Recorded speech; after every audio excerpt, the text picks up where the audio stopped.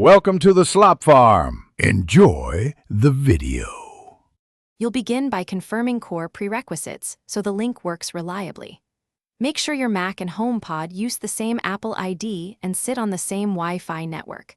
Updates matter for compatibility, so install the latest Mac OS and Homepod firmware.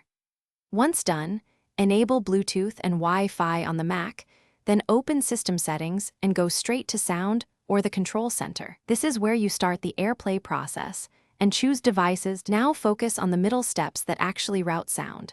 Open the Control Center or click the AirPlay icon in the menu bar to list nearby outputs. You should see your HomePod by name.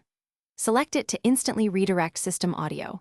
If you have a stereo-paired HomePod, choose that combined output for fuller sound.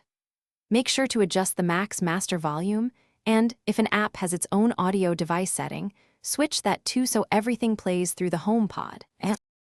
Finish by verifying everything works and locking in your preference.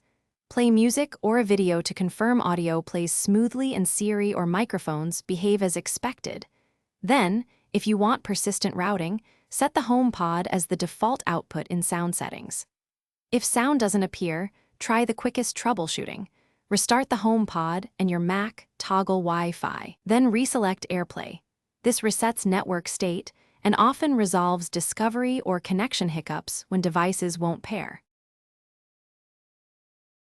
Thanks for watching. Consider subscribing if we helped you today.